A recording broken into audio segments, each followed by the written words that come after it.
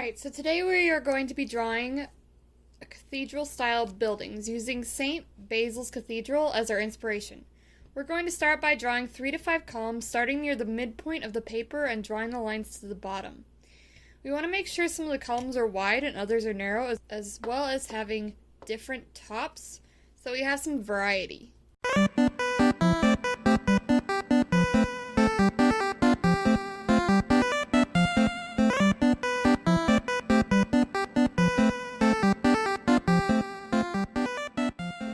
Alright, so these are our front row buildings. If you want, you can come back in and add a lot of more details after we finish our back row, which is what we're going to work on next. Our main focus is going to be using them to connect our front buildings together.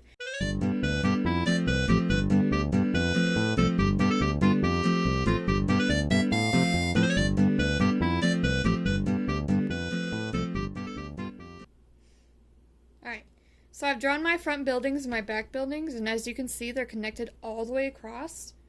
I'm next going to start adding details such as decorative toppers, as well as patterns. We want to focus on adding a variety of patterns. Each building should be using different patterns from the buildings around them. So maybe some areas are thick patterns with lots of detail.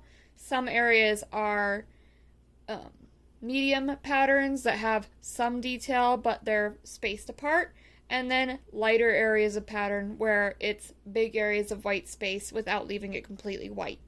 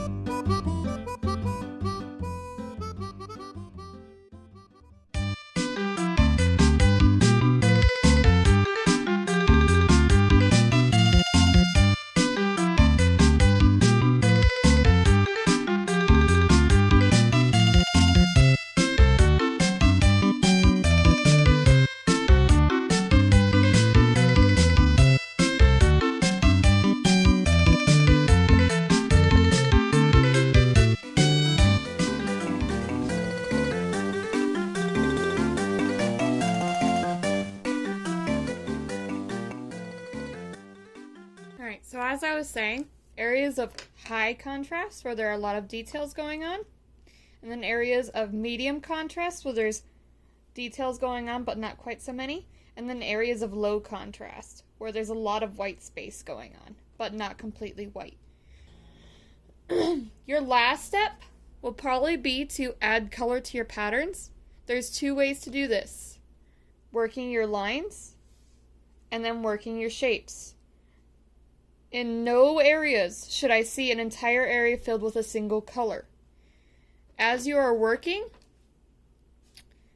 with your lines, you should be tracing line patterns, and then you should be perhaps filling in shapes, but then their background, the area around the shapes, needs to be a different color from the shapes so that they don't disappear. It's very important that our patterns don't disappear as we color them. Alright, so I'm going to provide just a couple simple examples very quickly.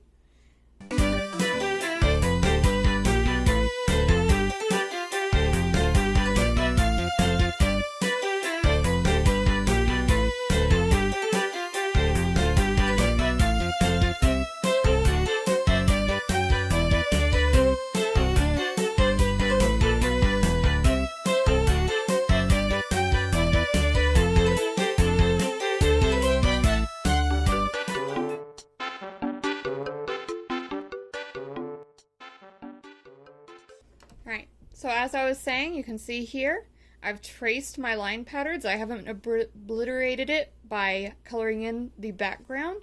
I might leave this white, or I might come back in with another color and lightly shade in the background to add a little bit more color to it. I've also turned my color into another part of the pattern by rotating back and forth between the colors orange and green. And then in my shape pattern, I've colored in my shapes. And then in one area, I've colored in the background. Be aware that white areas must be intentional and they should not dominate the image.